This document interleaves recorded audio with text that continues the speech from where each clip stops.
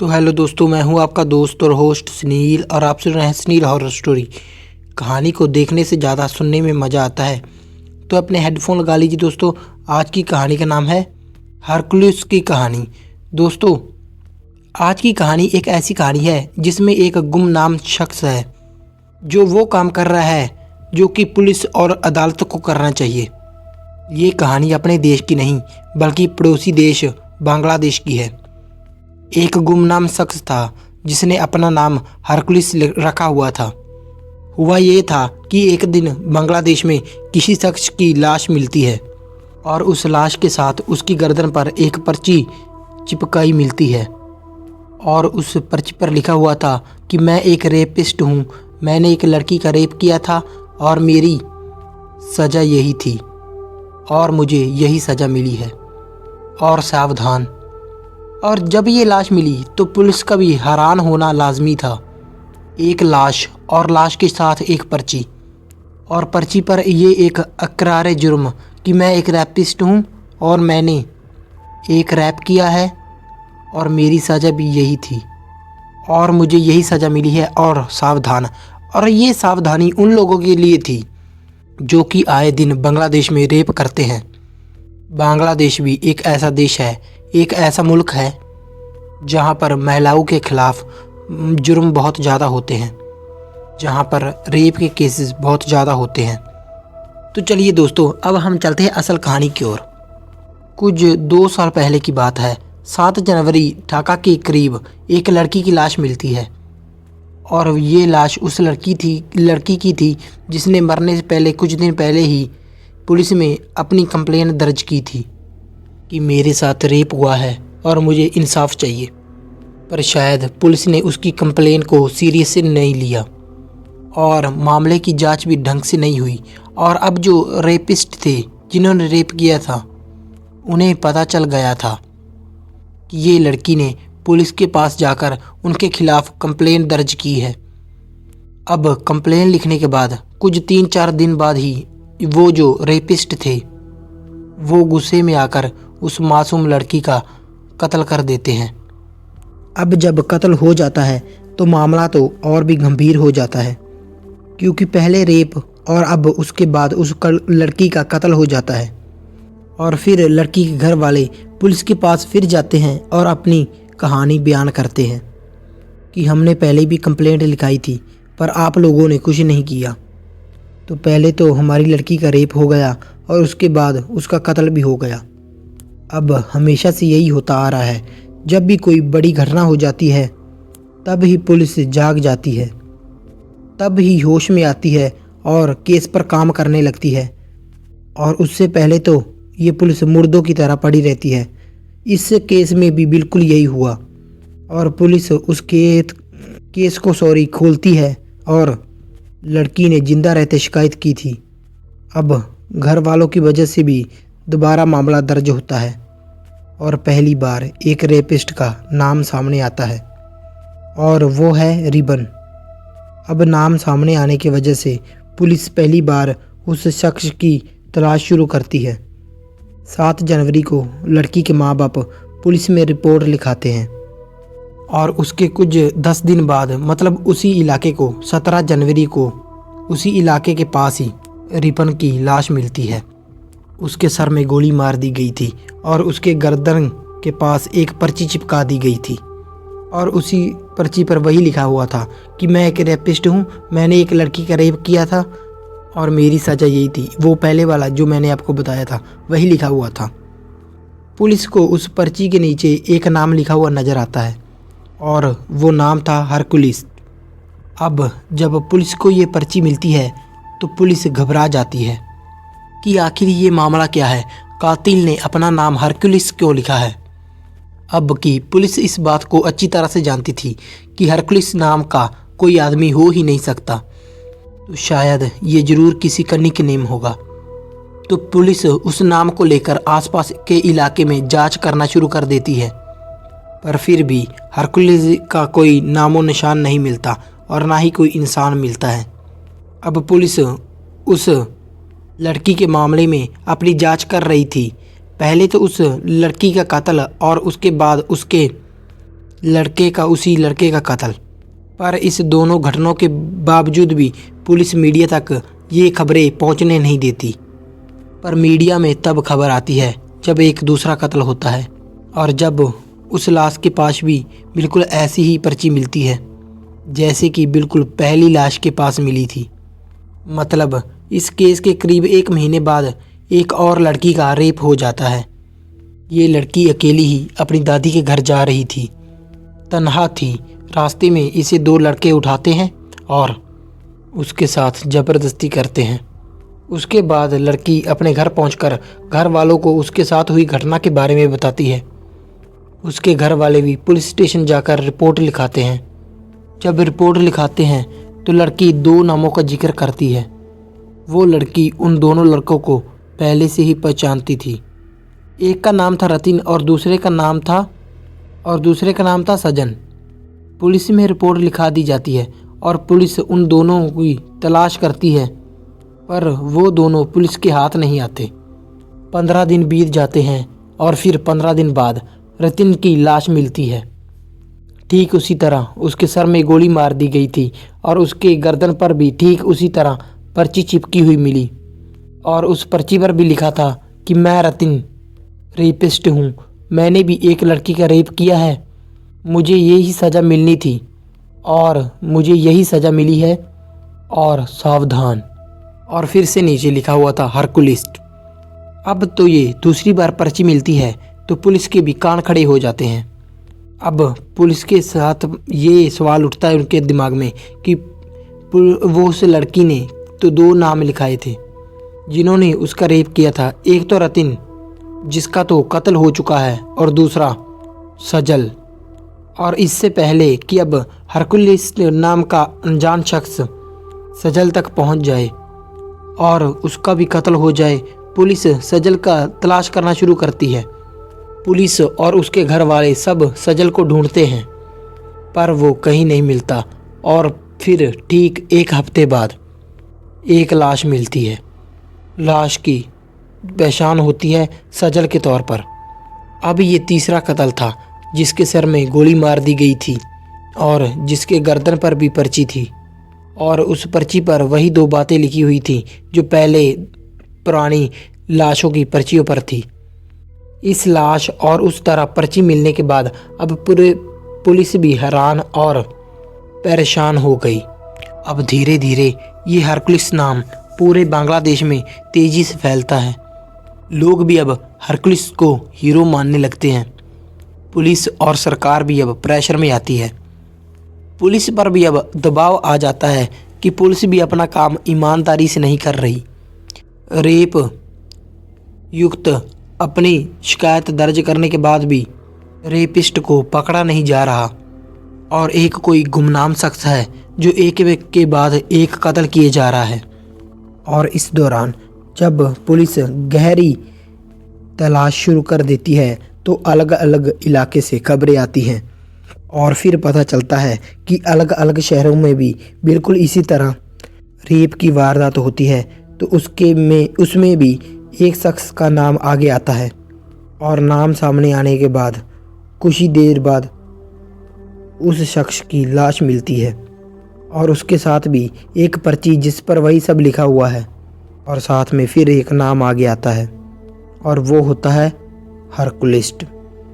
अब जैसे जैसे मीडिया में इस अलग अलग इलाकों की खबरें आने लगती हैं तो धीरे धीरे ये नाम मशहूर हो गया और अब बहुत सारे लोग हरकुलिस के समर्थन में निकल आए जो उसे सपोर्ट करते थे। उनका कहना था कि पुलिस अपना काम नहीं कर रही तो कोई तो है जो उनका इंसाफ कर रहा है और ऐसे रेप करने वालों लोगों को सज़ा दे रहा है।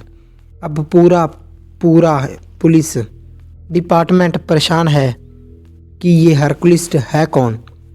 अब पुलिस जांच में एक बात निकल कर आती है सामने कि ये हरकुलिस्ट तभी एक्टिव होता है जब कोई रेप केस सामने आता है और उस केस में किसी का नाम निकल कर सामने आता है। मतलब कि जब तक रिपोर्ट दर्ज नहीं होती तब तक तो वो कुछ नहीं करता और जैसे ही रेप का कोई केस पुलिस स्टेशन में आ जाता है और विक्टिम अगर किसी का नाम लिखती है तो उस नाम वाले शख्स के लिए खतरा पैदा हो जाता है। अब पुलिस इस नतीजे पर आ पहुंची थी कि कहीं ना कहीं इस हरकुलिस का कनेक्शन पुलिस स्टेशन से है, या फिर वो पुलिस के अंदर कहीं है, और या फिर वो खुद ही पुलिस वाला है। लेकिन उन दिनों लोगों में एक दूसरी बात भी फैल गई थी कि खुद पुलिस भी बढ़ते हुए रेप केसेस से परेशान थी। लोगों का दबाव भी था, और अब लोगों को ये लगे कि हरकुलिस कोई और नहीं बल्कि बांग्लादेश के अलग अलग इलाकों की पुलिस है, जो कि सोचती है कि मुजरिम को गिरफ्तार कर अदालत में ले जाने के बजाय बाहरी मामले को निपटाया जाए। ये खबरें लोगों के फैलने के पीछे एक और कारण था, और जब मीडिया और कुछ संस्थाओं ने उन परिवार के घर वालों से बात करने की कोशिश की तो एक बात निकल कर सामने आई कि हर बार कुछ लोग सादी वर्दी में उनके घर आते हैं, उनके लड़कों को पूछताछ के लिए साथ लेकर जाते हैं, और जैसे ही वो पुलिस वालों के साथ जाते हैं कुछ दिन बाद ही उनका कत्ल हो जाता है, और या फिर वो गायब हो जाते हैं और उनकी सिर्फ लाश मिलती है। और अब शक और सवाल ये पैदा हो रहा था कि वहाँ की पुलिस खुद ही इस पर रजिस्टर कर रही है कि एक रेपिस्ट को कोर्ट ले जाने के बजाय खुद ही उनका इंसाफ कर रही है। हालांकि जब मीडिया में इस बात को बहुत उछाला गया तो बांग्लादेश के बहुत ही बड़े बड़े पुलिस ऑफिसरों ने इस बात से बिल्कुल ही इनकार कर दिया और कहा कि इस हरकुलिस के नाम से पुलिस का कुछ भी लेना देना नहीं है। तलाश तो आगे भी जारी रही, बल्कि कई बार रेप के केस जो सामने आए उनमें से लोगों के नाम सामने आते ही पुलिस ने उनको प्रोटेक्शन देना शुरू कर दिया और वो जिंदा भी रहे। और इस बात पर भी नज़र रखी गई कि ऐसा कौन सा पुलिस वाला है जो रेपिस्ट तक पहुंचता है या फिर उसे मारने की कोशिश करता है। बहुत देर तक ये तफ्तीश चली, पुलिस वालों की निगरानी की गई, लेकिन कोई भी ऐसा सुराग नहीं मिला और ना ही कोई सबूत मिला जिससे हरकुलिस नाम के शख्स का पता चल सके। इस दौरान पुलिस ने कुछ लोगों को शक के बिना पर उठाया भी, उनसे पूछताछ भी की, लेकिन धीरे धीरे उन्हें छोड़ दिया गया। और उन्हें छोड़ना भी पड़ेगा क्योंकि जितने कत्ल हुए थे उनकी तारीख और उनकी जगह, उनके हिसाब से उनका उस जगह होने के, वहाँ पर होने के कोई पुख्ता सबूत पुलिस के पास नहीं थे। और उसके बाद भी बांग्लादेश पुलिस की जांच चलती रही और उसके बाद भी एक एक कर कई ऐसी लाशें मिली जो रेपिस्ट थे और जिनके नाम पुलिस स्टेशन में दर्ज थे। पर इससे पहले कि पुलिस उन तक पहुंच पाती, उन्हें गिरफ्तार कर पाती, उनका कत्ल हो जाता, ठीक उसी तरह जैसे होता आ रहा था। सर में गोली मारना और गर्दन पर एक पर्ची का मिलना और एक नाम जो हर पर्ची पर लिखा होता था वो था हरकुलिस।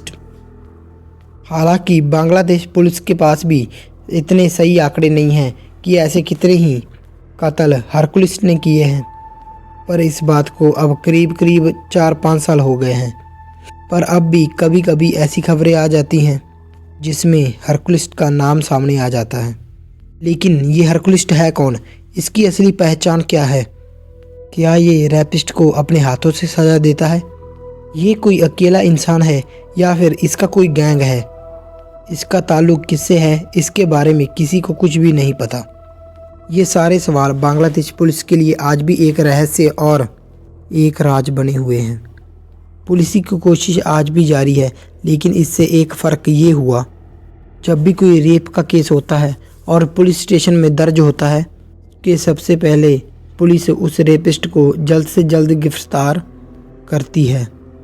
भले ही दोस्तों ये सब सुनने में अच्छा लग रहा हो कि हरकुलिस नाम का एक अनजान शख्स है और जो जुर्म लोगों को, जो लड़कियों के रेप करते हैं उन लोगों को मार रहा है, लोगों को इंसाफ मिल रहा है, लेकिन मैं फिर भी यही कहूँगा कि कानून को अपने हाथ का खिलौना ना बनाएं। इसलिए क्योंकि ऐसे अनजान लोगों से हमारे समाज को बहुत सारे नुकसान भी हैं, मगर ये बात भी सच है कि अगर ऐसी घटनाओं को रोकना है तो कानून भी अपना काम वक्त पर करे और पूरी ईमानदारी से करे। जल्द फैसला हो और जल्द सज़ा हो तो लोगों को शायद तब गुस्सा ना आए और फिर किसी हरकुलिस को पैदा होने की ज़रूरत ही ना पड़े।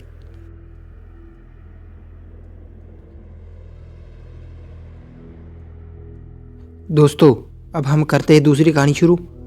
दोस्तों, कैसा लगेगा अगर आप किसी अंधेरी जगह पर आप अपने दोस्त के साथ बैठे हो और कुछ देर बाद आपको पता चले कि वो आपका दोस्त नहीं बल्कि कोई बुरा साया था, कोई भूत या कोई बुरी आत्मा थी। हमारी ज़िंदगी में हमें कई बार ऐसे डरावने और भूतिया अनुभव आते हैं कि हम कभी भी उनके बारे में किसी को बता नहीं सकते। ये कहानी ऐसी ही एक घटना के बारे में है। ये भयानक डरावनी कहानी हमें विक्रम चौहान ने भेजी है। कहानी बहुत साल पुरानी है। तब गांव इलाके में आजकल की तरह जगमगाते हुए बिजली नहीं हुआ करती थी। लोग ज़्यादातर अपने रोज़मर्रा के काम करने के लिए लालटेन या मिट्टी के दिए का इस्तेमाल करते थे। उस वक्त मेरे पिताजी आर्मी में थे। ऐसे ही एक दिन पिताजी का खत आया कि उन्हें छुट्टी मिल गई है और जल्द ही वो घर वापस आने वाले हैं। खत पढ़ते ही घर में सब कुछ एकदम खुशी का माहौल आ गया। सब खुश हो गए घर में। और जिस दिन खत मिला उसके दूसरे दिन ही वो घर आने वाले थे, तो घर में सब तैयारियां करने में जुट गए। माँ भी बहुत खुश थी और मेरी दादी भी। दूसरे दिन उठकर जल्दी अनाज पीसना था और इसीलिए उस रात मेरी माँ और मेरी दादी दोनों जल्दी ही सो गई। अब उस वक्त आज की तरह बिजली पर चलने वाली चक्कियाँ तो नहीं होती थीं, बल्कि पुराने ज़माने की पत्थर की चक्की होती थी, जिसमें से दो औरतें आमने सामने बैठकर हाथों से ही चक्की के पत्थर को घुमाती थी और फिर अनाज को पीसा जाता था। तो दूसरे दिन सुबह सबसे पहले दादी उठकर तैयारी करने लगी। घर से बाहर जाकर अपना हाथ मुंह धोया और एक छोटा सा दिया जलाकर खिड़की के बाजू में रख दिया और फिर अनाज को पीसने लगी। सूरज उगने में अभी भी काफ़ी वक्त था। ठंडी के दिन चल रहे थे। बाहर गहरा अंधेरा था। दरवाज़ा खुला हुआ था और ठंडी हवाएं घर के अंदर आ रही थी। बीच बीच में से दूर कहीं से कुत्तों के भौंकने की आवाज़ें भी आ रही थीं। बाकी सब एकदम शांत था। कुछ देर बाद दादी ने देखा एक औरत उनके बिल्कुल सामने आकर बैठ गई है। दादी को लगा कि वो मेरी माँ है, मतलब मेरी। तो वो दोनों मिलकर चक्की पीसने लगी। अब दादी का ध्यान बिल्कुल भी ऊपर नहीं था। उनका सारा ध्यान चक्की और अनाज को उसके बीच डालने में था और चक्की चलाते चलाते वो अपने आप में ही कुछ गुनगुनाए जा रही थी और सामने बैठी औरत चुपचाप बैठी चक्की चला रही थी। पर आगे क्या होने वाला था दादी को कुछ भी पता नहीं था। और दूसरी ओर पापा गांव पहुंच गए थे और अपने पीठ पर सामान लेकर चलकर घर की ओर आ रहे थे। कुछ देर बाद दादी ने देखा कि वो चक्की में अनाज तो डाले जा रही थी पर आटा बाहर नहीं आ रहा था। तो दादी ने माँ से पूछा, अरे रूपा, ये चक्की को क्या हुआ? सारा अनाज खा गई क्या? इतना अनाज डाल रही हूँ फिर भी आटा नहीं निकल रहा। पर माँ ने उसकी बात का कुछ भी जवाब नहीं दिया। वो बस चुपचाप बैठी चक्की घुमाती रही। दादी ने दिया लेकर चक्की के आसपास देखा पर सचमुच वहाँ पर आटा बिल्कुल भी नज़र नहीं आ रहा था। थोड़ी देर बाद दादी को महसूस हुआ कि बहू चुप है और ना ही वो उसकी किसी भी बात का जवाब नहीं दे रही। तो दादी ने माँ से पूछा, तुझे क्या हो गया? रोज़ तो इतना बड़बड़ाती रहती है और आज इतनी चुप बैठी है। पर उस औरत ने फिर भी कोई भी जवाब नहीं दिया। दादी को लगा कि शायद उनका बेटा हारा है तो इसलिए वो चुपचाप बैठी है। कुछ देर बाद सुबह की धीमी धीमी रोशनी चारों ओर फैलने लगी। उस कम रोशनी में दादी की नज़र बहू के पैरों की ओर गई और उसने देखा कि बहू के पैर तो उल्टे हैं। तो दादी ने उससे पूछा, अरे बहू, ये उल्टे पैर फैलाकर क्यों बैठी है? सीधे बैठ जाओ। तब सामने से एक गरगराती हुई आवाज़ आई, पैर क्या देखती है? देखना है तो मेरा चेहरा देख।